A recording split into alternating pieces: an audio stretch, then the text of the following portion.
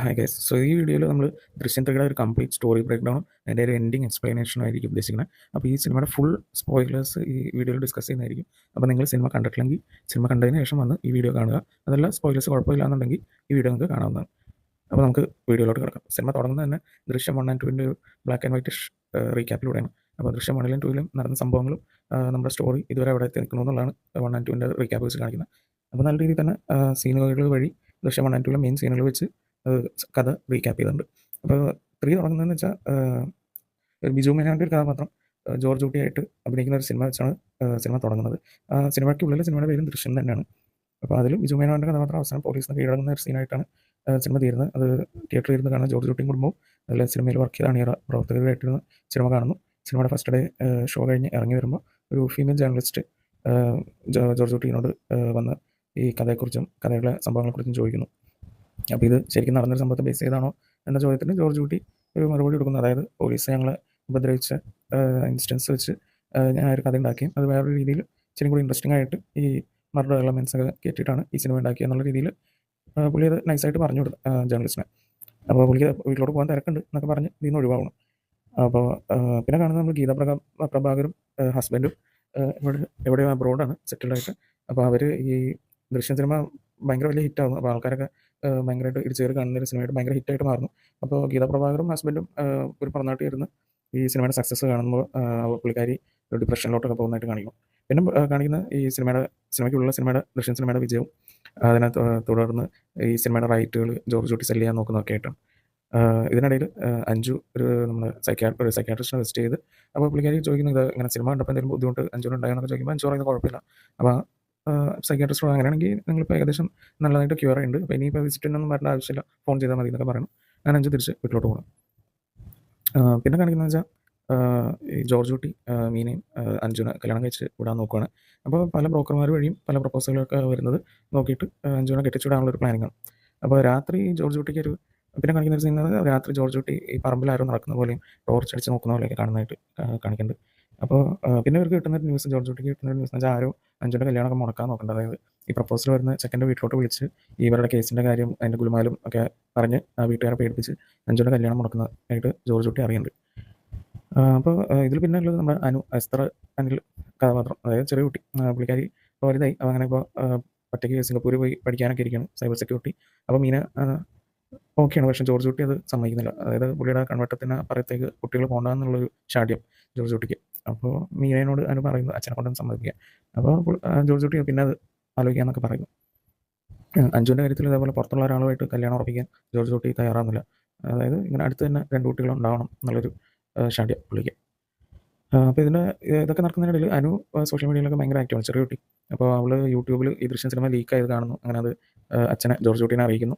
അങ്ങനെ ജോർജ് കുട്ടി ഇതിൻ്റെ ഒരു കംപ്ലയിൻറ്റ്, പൈറസിയുടെ ഒരു കംപ്ലയിൻറ്റുമായിട്ട് DGPനെ കാണാൻ പോകുമ്പോൾ അവിടെ വെച്ച് സുരേഷ് ബാബു, ഫസ്റ്റ് സിനിമയിൽ ഇർഷാദ് ചെയ്ത കഥാപാത്രം, അതായത് ആദ്യമായിട്ട് ഇവരുടെ വീട്ടിൽ ഇത് അന്വേഷിക്കാനൊക്കെ വരുന്ന പോലീസ് ഓഫീസർ, അയാളെ അവിടെ വെച്ച് മീറ്റ് ചെയ്യുന്നു.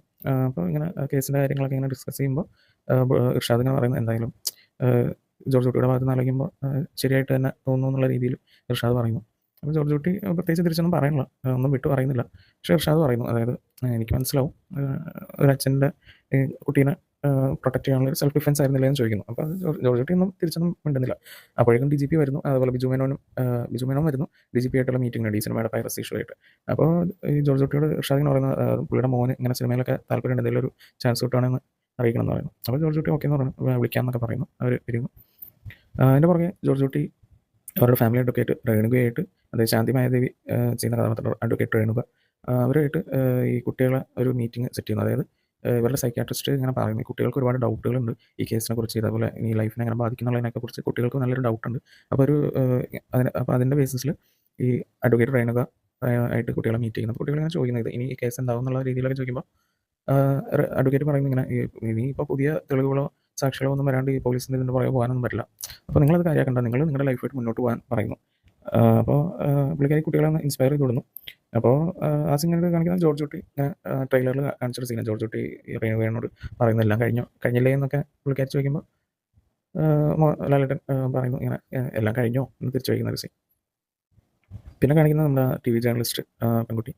പുള്ളിക്കാരി ഈ ഒരു വലിയൊരു മീഡിയ ഹൗസിൻ്റെ റിപ്പോർട്ടറാണ്. അപ്പോൾ അവർ ഈ ജോർജ് കുട്ടി കേസ് ഒന്നുകൂടെ ഒന്ന് റീഓപ്പൺ ചെയ്തൊന്ന് ക്രാക്ക് ചെയ്യാൻ നോക്കുന്നതായിട്ടാണ് കാണിക്കുന്നത്. അപ്പോൾ അപ്പർ മാനേജ്മെൻറ്റായിട്ട് ഡിസ്കസ് ചെയ്ത് ഇതിങ്ങനെ ഒന്ന് ചെക്ക് ചെയ്താൽ നല്ലൊരു ബൂസ്റ്റ് ആയിരിക്കും ചാനലിൻ്റെ റേറ്റിംഗ് എന്നൊക്കെ പറയുന്നു.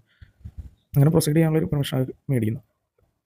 അങ്ങനെ പുള്ളിക്കാരി ഈ ഇതിൻ്റെ കേസിൻ്റെ കീ വിറ്റ്നസിനെയൊക്കെ ഫോളോ ചെയ്യുന്നു. പ്രയർ ഇതിന് മുന്നത്തെ ജോർജ് കുട്ടീനെ സഹായിച്ചവരെയൊക്കെ ഫോളോ ചെയ്ത് അതിൻ്റെ ഒപ്പം ഫിലിപ്പ് മാത്യു ഗണേഷ് കുമാറിൻ്റെ കഥാപാത്രത്തെ ആയിട്ട് ഒരു ഡിസ്കഷൻ വെക്കുന്ന ഒരു ഇൻ്റർവ്യൂ പോലെ.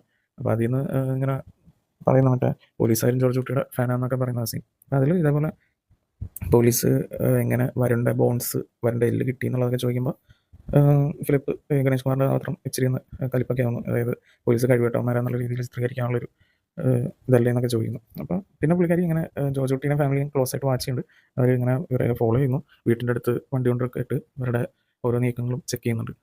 അപ്പോൾ പുള്ളിക്കാരി ഇതിൻ്റെ ഭാഗമായിട്ട് പിന്നെ ഈ സെക്കൻഡിൽ ദൃശ്യം 2 സാബു എന്നുള്ളൊരു പോലീസുണ്ടായിരുന്നു. പുള്ളി മറ്റേ ഇവരുടെ വീട്ടിൻ്റെ അടുത്ത് കുടിയനായിട്ടൊക്കെ അഭിനയിച്ച് ഇവരുടെ റൂം ബഗ് ചെയ്തൊക്കെ ചെക്ക് ചെയ്യാൻ നോക്കിയ വന്ന പോലീസുകാരൻ. അപ്പോൾ പുള്ളിയുടെ വൈഫ് ഇപ്പോൾ വേറെ എവിടെയാണ്, ദൂരെയാണ്. അപ്പോൾ അവർ ഇപ്പോൾ നല്ല ടേംസിലല്ല. അതായത് ആ കേസ് കാരണം പുള്ളിക്കാരിക്ക് ഭയങ്കര ഒരു കുറ്റബോധമൊക്കെ വന്നു. അതായത് ഈ കുടുംബത്തെ ചതിച്ചു എന്നുള്ള രീതിയിലൊക്കെ. അപ്പോൾ സാബുവിനെ ഈ ജേർണലിസ്റ്റ് വന്ന് ഒരു ഇൻ്റർവ്യൂ ഒക്കെ ചെയ്യാൻ നോക്കുന്നു. അപ്പോൾ പുള്ളി ഇപ്പോൾ ഒരു സസ്പെൻഷനിലാണ്. അപ്പോൾ പൈസ കൊടുത്താൽ എന്തെങ്കിലുമൊക്കെ ഡീറ്റെയിൽസ് പറയാമെന്നുള്ള രീതിയിൽ കോപ്പറേറ്റ് ചെയ്യാമെന്നൊക്കെ തീരുമാനിക്കുന്നു.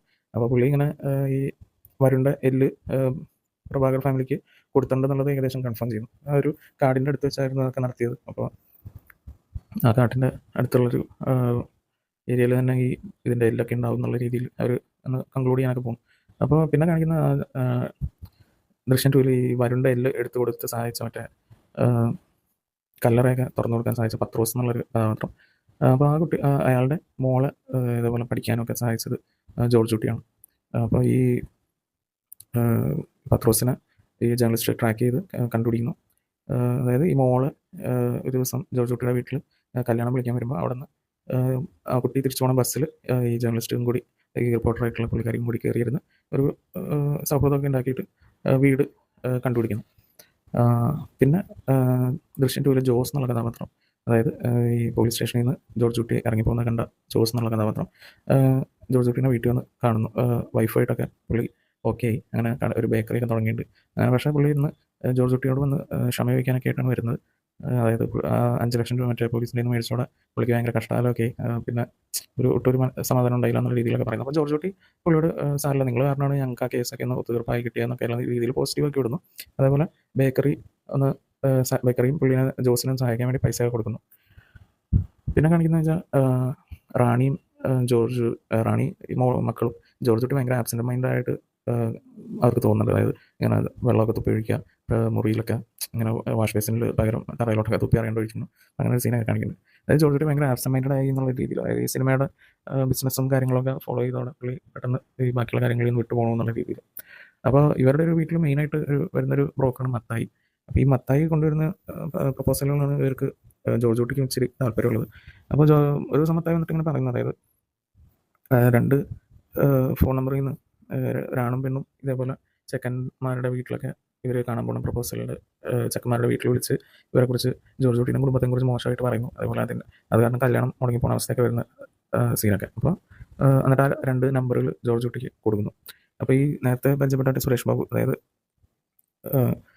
ആ പോലീസുകാരൻ സുരേഷ് ആയിട്ട് ജോർജ് കുട്ടി ഒന്ന് ഹെൽപ്പ് ചെയ്യുന്നു. അതായത് ഈ നമ്പറുകളൊന്ന് ട്രാക്ക് ചെയ്ത് അതിൻ്റെ ഡീറ്റെയിൽസ് ഒന്ന് എടുക്കാൻ. അപ്പോൾ അങ്ങനെ പുള്ളി അത് ട്രാക്ക് ചെയ്തെടുക്കുമ്പോൾ അത് കണ്ടുപിടിക്കുന്നത് രാജൻ, അതായത് ദിനേശ് പ്രഭാകർ, ഈ ജോർജ് കുട്ടി മറ്റേ ഇതിലെ ഹോസ്പിറ്റലിലെ വാച്ച്മാനാണെന്ന് തോന്നുന്നു ദൃശ്യം 2 പുള്ളിയുടെ വൈഫിൻ്റെ നമ്പറാണത്. അപ്പോൾ അങ്ങനെ അവർ രണ്ടുപേരാണ്. ഈ രാജനാണ് ഇപ്പോഴും ഇത്രയും നാൾ കൂടെ നിന്നത് ഈ സിനിമയുടെ കാര്യത്തിനും ബിസിനസ്സിനൊക്കെ.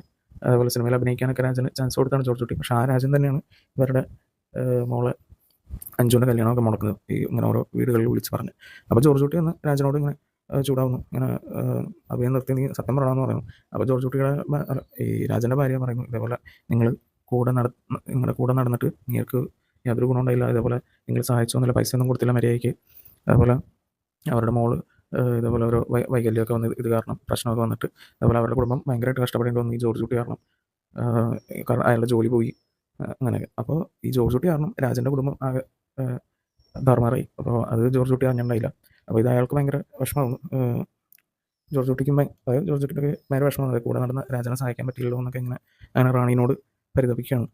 അപ്പോൾ അതിന് മുന്നേ ജോർജ് കുട്ടി മറ്റേ ഈ കാര്യം സുരേഷ് പോലീസിനോട് പറയുന്നു, അപ്പോൾ പുള്ളി പറയുന്നു ഇതേപോലെ എല്ലാവരുടെയും ഓരോരുത്തരുടെ ജീവിതത്തിലെ നിമിത്തങ്ങളാണ്. അതായത് ഓരോ ഇപ്പോൾ ഈ രാജൻ്റെ ജീവിതത്തിലൊരു നിമിത്തമായിട്ട് ജോർജ് കുട്ടി മാറി ഇങ്ങനെ ഒരു അവസ്ഥയിലോട്ടൊക്കെ എത്താന്നുള്ള രീതിയിലൊക്കെ പറയുന്നു. അത് പ്രകൃതി നിയമമാണ്, നമുക്കൊന്നും ചെയ്യാൻ പറ്റില്ല എന്നുള്ള രീതിയിലൊക്കെ പറഞ്ഞ് ആശ്വസിപ്പിക്കാൻ നോക്കുന്നു. പക്ഷേ എന്നാലും ജോർജ് കുട്ടിക്ക് ഭയങ്കര വിഷമമാകുന്നു. അങ്ങനെ റാണി പുള്ളിനെ ഒന്ന് സമാധാനിപ്പിക്കാനൊക്കെ നോക്കുന്നു. പക്ഷേ എന്നാലും വലിയ കാര്യമൊന്നുമില്ല. ജോർജ് കുട്ടിക്ക് ഭയങ്കര വിഷമം. അങ്ങനെ പിന്നെ റാണി സബ്ജക്റ്റ് മാറ്റാൻ വേണ്ടി ഇങ്ങനെ പറയുന്നു, ഓരോ കാര്യങ്ങൾ പറയുന്നു. അപ്പോൾ അതിൻ്റെ കൂട്ടത്തിൽ ഇങ്ങനെ പറയുന്നു, ഇങ്ങനെ നമ്മുടെ പറമ്പിൽ ആരോ കള്ളന്മാർ കയറുന്നുണ്ട് വാഴ വെക്കാൻ എന്നൊക്കെ. അപ്പോൾ ജോർജ് കുട്ടിയുടെ കാര്യമാക്കാനുള്ള ഇങ്ങനെ വല്ല കള്ളന്മാർ അവരുടെ കഷ്ടപ്പാട് കാരണം കയറുന്നില്ല കൊണ്ടുപോകട്ടെ എന്നൊക്കെ പറയുന്നു. പക്ഷേ റാണി ഇങ്ങനെ പറയുന്നത് ഇങ്ങനെ ആരോ ടോർച്ചടിച്ചൊക്കെ നോക്കി. അപ്പോൾ അതിന് പകരം പുള്ളിക്കാരി ഇങ്ങനെ തിരിച്ച് ടോർച്ചടിച്ചൊക്കെ നോക്കി എന്നൊക്കെ പറഞ്ഞു. അപ്പോൾ ജോർജ് കുട്ടിക്ക് ഒരു ഡൗട്ട് വരുന്നു. കാരണം പുള്ളി ഇതേപോലെ കഴിഞ്ഞ ദിവസം ആരും ഇങ്ങനെ ടോർച്ചടിച്ച് നോക്കുന്ന പോലെ പുള്ളിക്കൊന്നും തോന്നിയായിരുന്നു. അപ്പോൾ ജോർജ് കുട്ടി ആ ഏരിയ മറ്റേ പറമ്പൊന്ന് പോയി നോക്കുന്നത്, അതായത് ഈ ഭരണം കുഴിച്ചിട്ട് ആ സ്ഥലത്ത് വല്ലതാണോ എന്നൊക്കെ പോയി നോക്കുന്നു. അങ്ങനെ ചെന്ന് നോക്കുമ്പോൾ അവിടെ ഒരു കുഴിയുണ്ട്, ഒരു പുതിയതായിട്ട് എടുത്തൊരു കുഴി കാണുന്നു. അങ്ങനെ പുള്ളി ആ കുഴി ജോർജ് കുട്ടി ആ കുഴി വീണ്ടും ഒന്ന് കുഴിക്കണം. കുഴിച്ച് താഴെ വരുമ്പോൾ ഒന്നുമില്ല, പ്രത്യേകിച്ച് ഒന്നുമില്ല എന്ന് മനസ്സിലാവണം. കുറേ അധികം കുഴിച്ചിട്ടും പ്രത്യേകിച്ചൊന്നും കിട്ടണില്ല. അങ്ങനെ വീണ്ടും കുഴി മൂടിയിട്ട് ജോർജ് കുട്ടി തിരിച്ച് വീട്ടിലേക്ക് നടക്കുന്നത്. അപ്പോഴാണ് പുറകിൽ നിന്നൊരു ഒരാൾ ഇരുട്ടത്ത് സിഗരറ്റ് കത്തിച്ച് മുന്നോട്ട് വരുന്നത്. അപ്പോൾ നമ്മൾ കാണുന്നത് അത് സഹദേവനാണ്. അവിടെയാണ് ഇൻ്റർവെൽ തീരുന്നത്. അപ്പോൾ സഹദേവൻ വീണ്ടും വന്നേക്കുവാണ്, അതായത് റിവെഞ്ചിന് വേണ്ടി. അങ്ങനെ വീണ്ടും കഥ പിക്കപ്പ് ചെയ്യാണ്. അതായത് സഹദേവൻ്റെ റിവെഞ്ചാണ് ഇനി മെയിനായിട്ട്. അപ്പോൾ പിന്നെ കാണിക്കുന്നത് നമ്മൾ സഹദേവൻ മറ്റേ സാബുവിനെ വിസിറ്റ് ചെയ്യുന്നു, ഇതേപോലെ ഒരു ഹെൽപ്പ് ചോദിച്ച്. അപ്പോൾ സാബു ഇത് മറ്റേ IG തോമസ് ബസ്റ്റ്, അതായത് നമ്മുടെ പുള്ളിക്കോവിടെ കഥാപാത്രത്തെ അറിയിക്കുന്നു. പുള്ളി ഇത് മറ്റേ ഫിലിപ്പ് മാത്യു DSP ഫിലിപ്പ് മാത്യു ഗണേഷ് കുമാറിൻ്റെ കഥാപാത്രത്തോട് പറയുന്നു. അതേപോലെ സഹദേവനെ ഒന്ന് മോണിറ്റർ ചെയ്യാനൊക്കെ പറയുന്നു. അപ്പോൾ ഇത് നടന്നുകൊണ്ടിരിക്കുമ്പോഴാണ് മറ്റേ ജേർണലിസ്റ്റ് നമ്മുടെ ഈ സൈക്യാട്രിസ്റ്റിനെ വിസിറ്റ് ചെയ്യുന്നു. അതായത് ഇങ്ങനെ ഒരു പുള്ളിക്കാരി ഇങ്ങനെ ഒരു ലവ് ഫെയിലിയറൊക്കെ ആയിട്ട് ഇങ്ങനെ ഇരിക്കുകയാണ്. അപ്പോൾ ഇങ്ങനെ ചെക്കൻ ഇവളുമായിട്ട് ഇങ്ങനെ ഫിസിക്കലായിട്ട് ബന്ധപ്പെടാനൊക്കെ നോക്കിയപ്പോൾ അവൾക്ക് എന്തോ ഒരു ബുദ്ധിമുട്ടൊക്കെ തോന്നിയിട്ട് അവനെ വയലൻ്റായിട്ട് തിരിച്ച് ആക്രമിക്കുന്നു എന്നൊക്കെ പറയുമ്പോൾ എന്താ ഇങ്ങനെയൊന്നും മനസ്സിലാവില്ല എന്നൊക്കെ പറയുമ്പോൾ ഡോക്ടർ പറയുന്നത് സെക്ഷൽ അവേർഷൻ എന്നുള്ളൊരു അവസ്ഥയാണ്. അതിനെക്കുറിച്ച് പുള്ളിക്കാരോട് എക്സ്പ്ലെയിൻ ചെയ്ത് കൊടുക്കുന്നു. അപ്പോൾ ഇത് ഡോക്ടർക്കൊരു ഡൗട്ട് അടിക്കുന്നു. അപ്പോൾ അങ്ങനെ കാരണം അവൾ നേരിട്ട് എന്ത് ജോർജ് കുട്ടിയുടെ മോൾക്ക് ഈ അവസ്ഥയായിരുന്നല്ലോ. അപ്പോൾ അത് മറ്റേ എന്തോ സോഷ്യൽ മീഡിയയിലൊക്കെ ഈ ഇടയ്ക്ക് കണ്ടു. അപ്പോൾ എന്ന് പറയുമ്പോൾ ഡോക്ടറിന് സൈക്യാട്രിസ്റ്റ് മനസ്സിലാവണം ഇത് സംഭവം വേറെയാണ്. അപ്പോൾ പുള്ളിക്കാരി ഉടനെ ജോർജ് കുട്ടീനെ വിളിച്ച് ഇൻഫോം ചെയ്യുന്നു, ഇങ്ങനെ ഒരാൾ വന്ന് ഒരു പെണ്ണ് വന്ന് ഇങ്ങനെ ചെക്ക് ചെയ്തിട്ട് പോയിട്ടുണ്ട് എന്നുള്ള രീതിയിൽ. അപ്പോൾ പിന്നെ കാണിക്കുന്ന മറ്റേ സഹദേവൻ ഈ സൈക്യാട്രിസ്റ്റിനെ വിസിറ്റ് ചെയ്യുന്നു. അവരെ ഭീഷണിപ്പെടുത്തി മറ്റേ അഞ്ചുവിൻ്റെ ഫയൽ എടുക്കുന്നു, അതിൽ ചേഞ്ചസ് വരുത്തണം എന്നൊക്കെ പറയുന്നു. അപ്പോൾ ഈ കൊല്ലുന്നൊക്കെ പേടിച്ചാണ് സൈക്യാട്രിസ്റ്റ് സമ്മതിച്ച് ഫയലൊക്കെ എടുത്ത് കൊടുക്കുന്നു. അങ്ങനെ സഹദേവൻ പോയി കഴിയുമ്പോൾ പുള്ളിക്കാരി ഇതും മറ്റേ ജോർജ് കുട്ടീനെ വിളിച്ചറിയിക്കുന്നു. അപ്പോൾ ജോർജ് കുട്ടി അങ്ങനെ നമ്മുടെ ജോസിന് സഹായം ചോദിച്ചിട്ട് ഈ സഹദേവനെ ഒന്ന് ലൊക്കേറ്റ് ചെയ്യാൻ പറയുന്നു, എവിടെയാണ് അവൻ്റെ വീട് എന്നുള്ളതൊക്കെ ഒന്ന് മനസ്സിലാക്കി എടുക്കാൻ പറഞ്ഞു. അപ്പോൾ ജോസ് അതേപോലെ ഇവൻ്റെ വീടൊക്കെ ഒന്ന് കണ്ടുപിടിക്കണം. അപ്പോൾ അഞ്ജുന് ഈ സമയത്ത് ഒരു പ്രപ്പോസൽ വരുന്നൊരു NRI ഫാമിലിയിൽ നിന്ന്, അതായത് മത്തായി കൊണ്ടുവന്നൊരു പ്രപ്പോസലാണ്. അപ്പോൾ ഇവർ ഫോട്ടോ കണ്ടപ്പോൾ ഓക്കെയാണ്. അപ്പോൾ പക്ഷേ മറ്റേ അനു ചെറിയ കുട്ടി ഫോട്ടോ നോക്കുമ്പോഴേക്കും അവൾക്ക് മനസ്സിലാവണം ഈ ചെക്കന് കേൾവിക്ക് പ്രശ്നമുണ്ടെന്ന്. അപ്പോൾ അതെങ്ങനെയാണെന്ന് മീന ചോദിക്കുമ്പോൾ, റാണി ചോദിക്കുമ്പോൾ അവൾ പറഞ്ഞു ഇവൻ ഫോട്ടോയിൽ ഹിയറിംഗ് എയ്ഡ് വെച്ചിട്ടുണ്ട്. അപ്പോൾ അത് വെച്ചാണ് നമ്മൾ കണ്ടുപിടിച്ചത്. അപ്പോൾ അത് ബ്രോക്കർ ആദ്യം വിളിക്കാൻ നോക്കിയാണ്, പിന്നെ ചെറിയൊരു പ്രശ്നമുള്ളൂ എന്നുള്ള രീതിയിൽ പറഞ്ഞിട്ട് ജോർജ് കുട്ടി സമ്മതിക്കണം. അപ്പോൾ ജോർജ് കുട്ടി പറഞ്ഞു അങ്ങനെ വന്ന് കാണാനൊക്കെ പറയുന്നു. അങ്ങനെ ബ്രോക്കർ പോകുന്നു. അപ്പോൾ മറ്റേ കുടുംബത്തെയും അനുവിനെയും ചെറുകുട്ടീനെയൊക്കെ സമാധാനിപ്പിക്കാൻ അഞ്ജുനും ഒക്കെ ആണെങ്കിൽ മാത്രമേ ഈ പ്രപ്പോസലായിട്ട് മുന്നോട്ട് പോകുള്ളൂ എന്നുള്ളത് ഉറപ്പ് കൊടുക്കുന്നു. അങ്ങനെ ഈ പെണ്ണിൻ്റെ വീട്ടുകാർ അഞ്ജുനെ കാണാൻ വരുന്നു. അങ്ങനെ അവർ വന്ന് കാണുമ്പോൾ അവൻ ഇതേപോലെ ദുബായിൽ എന്തോ ബിസിനസ്സായിരുന്നു, അതായത് കുറച്ച് നാൾ നഷ്ടത്തിലായിട്ട് കിടന്ന ബിസിനസ് ഇപ്പോൾ ഒന്ന് പിക്കപ്പായൊക്കെ വന്നിരിക്കുന്നത്. അപ്പോൾ ഈ ക്രിസ്മസ് സമയത്ത് സ്റ്റാർ തൂക്കാൻ നേരം വീണിട്ടാണ്, തലയിടിച്ച് വീണപ്പോഴാണ് ഈ ചെവിയുടെ പ്രശ്നമൊക്കെ വന്നതെന്നുള്ളത് ഈ ചെക്കൻ്റെ അമ്മ പറയുന്നു. അങ്ങനെ അവർക്ക് ഓക്കെയാണ്, വലിയ കുഴപ്പമില്ല. അഞ്ജുനും ചെക്കനെ ഇഷ്ടമായി. അങ്ങനെ ഇവർ ചെക്കൻ്റെ വീട്ടിലോട്ട് കാണാൻ പോകണം. അങ്ങനെ രണ്ട് വീട്ടുകാരും ഓപ്പൺലി അവരുടെ ഇഷ്യൂസിനെ കുറിച്ചൊക്കെ സംസാരിക്കുന്നു. രണ്ട് പേർക്കാർക്ക് തമ്മിൽ ഇഷ്ടമാകുന്നു. അപ്പോൾ ഇവരുടെ കേസിൻ്റെ ജോർജ് കുട്ടിയുടെ കേസിൻ്റെയും കുടുംബത്തിൻ്റെ കേസിൻ്റെ കാര്യമൊക്കെ ചെക്കൻ്റെ വീട്ടിൽ പറയുമ്പോൾ അവർ ഓക്കെയാണ്. അപ്പോൾ അവർക്ക് ഇങ്ങനെ ഓപ്പണായിട്ട് സംസാരിച്ചാൽ തന്നെ ഭയങ്കര ഇഷ്ടമായി ചെക്കൻ്റെ വീട്ടുകാർക്ക്. അതുകൊണ്ട് അവർ ഓക്കെ ആവുന്നു. അവർ അഞ്ജുൻ്റെ മാരേജ് ഫിക്സ് ചെയ്യുന്നു. അപ്പോൾ ഈ സമയത്ത് ജോർജ് കുട്ടി മറ്റേ ജോർജ് കുട്ടിയുടെ മറ്റേ ഇവൻ്റെ ലൊക്കേഷൻ, സഹദേവൻ്റെ ലൊക്കേഷനൊക്കെ വിളിച്ച് പറയുന്നു. അതേപോലെ ഈ സമയത്താണ് മറ്റേ സഹദേവൻ്റെ വീട്ടിലോട്ട് ജോർജ് കുട്ടി ചെല്ലുന്നു. അങ്ങനെ അവിടെ ചെല്ലുമ്പോഴാണ് അറിയുന്നത് ഈ സഹദേവൻ്റെ മോളാണ് ഈ ജേർണലിസ്റ്റ് റിപ്പോർട്ടർ പെണ്ണ്. അപ്പോൾ സഹദേവൻ അങ്ങനെ പ്രതികാരം ചെയ്യാൻ റെഡിയായി തിരിച്ച് വന്നേക്കുവാന്നൊക്കെ പറയുന്നത്. അങ്ങനെ ജോർജ് കുട്ടിയുടെ മുഖത്തോട്ടൊക്കെ ഈ സിഗരറ്റ് വലിച്ച് പുകയൊക്കെ പോകുന്നത്. അപ്പോൾ ജോർജ് കുട്ടിക്ക് മനസ്സിലാവണം ഇവനെ കൊണ്ടേ പോകുള്ളൂ, ജോർജ് കുട്ടിയെ കുടുംബത്തെ കൊണ്ടേ പോകുള്ളൂ. അപ്പോൾ ഇത്ര നാളത്തെ പകയല്ലേ അത് തീർക്കാനായിട്ട് അവൻ വന്നേക്കുവാണ്. അപ്പോൾ അങ്ങനെ ജോർജ് കുട്ടി തിരിച്ച് പോകണം. അപ്പോൾ പിന്നെ ജോർജ് കുട്ടിയും ഫാമിലിയും ഇവർക്ക് കല്യാൺ ജ്വല്ലേഴ്സിൻ്റെ മറ്റേ വെഡ്ഡിങ്ങിനുള്ള ജ്വല്ലറി ഒക്കെ എടുക്കാൻ വേണ്ടി പോകുന്നു എറണാകുളത്തേക്കൊക്കെ. അപ്പോൾ ചെക്കൻ്റെ വീട്ടുകാർ അവിടെ ആയിരുന്നു, അതുകൊണ്ട് ഒരുമിച്ച് പോയി എടുക്കാമെന്നൊക്കെ പറയും. അപ്പോൾ ഈ സമയത്ത് സഹദേവൻ്റെ മോള് ഈ പത്രോസിൻ്റെ വീട്ടിൽ ചെല്ലുന്നു അച്ഛനുമായിട്ട്. അപ്പോൾ സഹദേവൻ പുറത്ത് നിന്നിട്ട് വണ്ടിയിൽ റേഡിയേറ്ററിൽ വെള്ളം ഒഴിക്കാൻ വേണ്ടി എന്നുള്ള വ്യാജന പത്രോസിൻ്റെ വീട്ടിൽ കയറി പറ്റുന്നു ഈ പെണ്ണ് സഹദേവൻ്റെ മോള്. അപ്പോൾ ഈ മോള് വരുമ്പോൾ ഇവർ വീട്ടിൽ നിൽക്കുന്നതായിട്ടും അപ്പോൾ ഇങ്ങനെ ഈ മോള് ഇങ്ങനെ ഈ കാര്യം പത്രോസിൻ്റെ മോള് ജോർജ് കുട്ടീനെ വിളിച്ച് പറയുന്നു ഇങ്ങനെ ഈ പെണ്ണ് വന്ന് ഇങ്ങനെ വിസിറ്റ് ചെയ്തു എന്നുള്ള കാര്യമൊക്കെ. അപ്പോൾ സഹദേവൻ പിന്നെ പത്രോസിൻ്റെ വീട്ടിൽ വന്നിട്ട് ഈ മോളെ അടിച്ച് ഭീഷണിപ്പെടുത്തി പത്രോസിനെ കൊണ്ട് സത്യം പറയിപ്പിക്കുന്നു. അപ്പോൾ പത്രോസ് പേടിച്ച് മോളെ രക്ഷിക്കാൻ വേണ്ടി ഈ വരണ്ട എല്ലാം എക്സ്ചേഞ്ച് ചെയ്ത ആരുടെ ബോഡിയാണ് എക്സ്ചേഞ്ച് ചെയ്ത എന്നുള്ള ഡീറ്റെയിൽസ് ഇവനോട് പറയുന്നു, സഹദേവനോട് പറയുന്നു. അപ്പോൾ പത്രോസും മോളും ഇവൻ പോയി കഴിയുമ്പോൾ ജോർജ് കുട്ടീനെ ഇത് വിളിച്ച് പറയുന്നു. എന്നിട്ട് ജോർജ് കുട്ടി പറയുന്നു ഇത് അല്ല പോലീസൊക്കെ അറിഞ്ഞ അടുത്തുള്ളവരൊക്കെ അറിഞ്ഞ സ്ഥിതിക്ക് പോലീസിനോട് കംപ്ലയിൻറ്റ് ചെയ്യാൻ പറയുന്നു. പിന്നെ കാണിക്കുന്ന മുരളീഗോപിയുടെ ഒരു സ്പീച്ചാണ് ഡെമോക്രസിയിൽ പോലീസ് ഫോഴ്സിൻ്റെ ആർമിയുടെ ഇമ്പോർട്ടൻസിനെ കുറിച്ച്. അപ്പോൾ ആ സ്പീച്ച് കഴിഞ്ഞിട്ട് പുറത്തേക്ക് കിടക്കുമ്പോൾ അജി തോമസ് മുരളീഗോപി നമ്മുടെ ഗണേഷ് കുമാറിനോട് പോലീസ് കഥാപാത്രത്തോട് പറയുന്നു, അതായത് സാധാരണ എറണാകുളം ഗസ്റ്റ് ഹൗസിലോട്ട് വിളിക്കുക. അപ്പോൾ ഈ സീനിൽ നമ്മുടെ ആൻ്റണി പെരുമ്പാറിൻ്റെ ഒരു ചെറിയ ക്യാമിയൊക്കെ ഉണ്ട്, പുള്ളി വന്ന് ഇങ്ങനെ പറഞ്ഞിട്ടൊക്കെ പോകുന്നു. അപ്പോൾ സഹദേവൻ ഇതേപോലെ ഗസ്റ്റ് ഹൗസിലോട്ട് വരുന്നു. അപ്പോൾ അജി തോമസ് ഇവനെ ചോദ്യം ചെയ്യുന്നു, എന്തിനാണ് അവിടെ ചെന്ന് ഈ പത്രോസിൻ്റെ വീട്ടിൽ ചെന്നതെന്നൊക്കെ ചോദിക്കുമ്പോൾ ഇവ അധികം കോപ്പറേറ്റ് ചെയ്യുന്നില്ല, സഹദേവൻ കോപ്പറേറ്റ് ചെയ്യുന്നില്ല. അപ്പോൾ അജി തോമസ് പറയുന്നത് ഇവനെ ലോക്കപ്പ് ചെയ്ത് തരാം പെണ്ണിനെ അടിച്ച കേസിൽ എന്നൊക്കെ പറഞ്ഞിട്ട് പുറത്തോട്ട് നടക്കുമ്പോഴാണ് അവിടെ പുറത്ത് പ്രഭാകരൻ നിൽക്കുന്നത്. അപ്പോൾ പുള്ളി ഇപ്പോൾ തിരിച്ചു വന്നേക്കാണ്, അതായത് പുള്ളിക്കും പക വീട്ടണം ജോർജ് കുട്ടീനോട്. അപ്പോൾ പുള്ളി ഇങ്ങനെ അജി തോമസിനോട് ഇങ്ങനെ എക്സ്പ്ലെയിൻ ചെയ്യണം, പ്രഭാകരാണ് ഇതേപോലെ സാധാരണ വീണ്ടും ഹയർ ചെയ്തേക്കുന്നത്, അതായത് റിവെഞ്ചിന് വേണ്ടി. അപ്പോൾ ഇതേപോലെ ഈ ബ്രോക്കേഴ്സിനൊക്കെ പുള്ളിയാണ് അറേഞ്ച് ചെയ്തത്. അങ്ങനെ ഈ അവീരയുടെ ബിസിനസ്സും ഈ തകർന്നു നടന്ന ഈ ദുബായിലെ ബിസിനസ്സൊക്കെ പൈസ കൊടുത്ത് സഹായിച്ചൊക്കെ പ്രഭാകരാണ്. അങ്ങനെ പ്രഭാകരൻ്റെ ഒരു മാസ്റ്റർ പ്ലാനാണ് ഈ അഞ്ജുവിനെ അവീരെ കൊണ്ട് കല്യാണം കഴിപ്പിക്കുക എന്നുള്ളത്. അപ്പോൾ അതുവഴി എന്തോ ഒരു റിവെഞ്ച് എടുക്കാനുള്ളൊരു പ്ലാനായിരുന്നു. അപ്പോൾ അജി തോമസ് ഈ പ്രഭാകരനെ കാലുപിടിച്ച് പറയുന്നത്, അതായത് ഈ കേസ് വിട്ടായിരുന്നു, നമ്മളത് നിർത്തിയതാണല്ലോ, അവിടെ വെച്ച് ദൃശ്യം 2ൻ്റെ അവസാനം ഈ എല്ല് തിരിച്ചു കൊടുത്ത കാരണം, അവരുടെ എല്ല് മറ്റേ പൂജയുടെ ആവശ്യത്തിനൊക്കെ വേണ്ടി തിരിച്ചു കൊടുത്ത കാരണം അവിടെ വെച്ച് നിർത്തിയാലേ നമ്മൾ കേസ് ഡ്രോപ്പ് ചെയ്ത് മൂവ് ചെയ്യാന്നുള്ള രീതിയിൽ തോമസ് പറയുന്നു. പക്ഷേ പ്രഭാകർ സമ്മതിക്കുള്ളൂ, അതായത് പുള്ളിക്ക് ആകെ ഉള്ളത് ഇനി ഗീതയാണ്. ഗീതയും ഇതേപോലെ ഡിപ്രഷനിലൊക്കെ ആയിട്ട് പുള്ളിക്ക് ഇനി ഗീതേനെയും ലൂസ് ചെയ്യാൻ പറ്റില്ല. അതുകൊണ്ട് ജോർജ് കുട്ടീനെയും ഫാമിലിനെയും വെറുതെ വിടാൻ പറ്റില്ല, അവർക്ക് കോടതിയിൽ നിന്ന് ശിക്ഷ കിട്ടിയേ പറ്റൂ, അവർ ജയിലിൽ കണ്ടേ പറ്റുമോ എന്നുള്ള ഒരു ഭയങ്കര വാശി.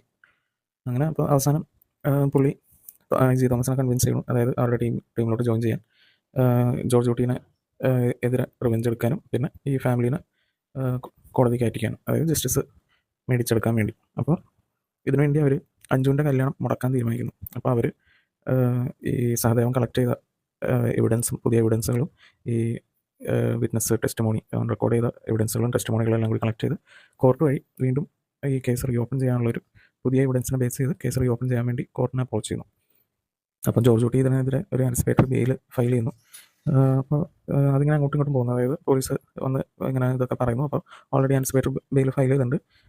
അപ്പോൾ ജോർജ് കുട്ടി അഡ്വക്കേറ്റ് രേണുക വഴി കോടതിയെ മനസ്സിലാക്കിച്ചെടുക്കുന്നു, അതായത് ഈ പോലീസ് വീണ്ടും ഇവരുടെ കുടുംബത്തെ ബുദ്ധിമുട്ടിക്കാൻ വേണ്ടി, അതേപോലെ ഈ അഞ്ജുവിൻ്റെ കല്യാണം മുടക്കാൻ വേണ്ടിയാണ് ഇത് ചെയ്യുന്നത്. അപ്പോൾ കോടതി ജഡ്ജി സമ്മതിക്കുന്നു. അപ്പോൾ കല്യാണം പ്രൊസീഡ് ആവട്ടെ. അതേപോലെ ജോർജ് കുട്ടീനെ ഇപ്പോൾ അറസ്റ്റ് ചെയ്ത് പിന്നീട് ഒരു സമയത്തേക്ക് വേണ്ടി അത് മാറ്റി വെക്കുന്നു.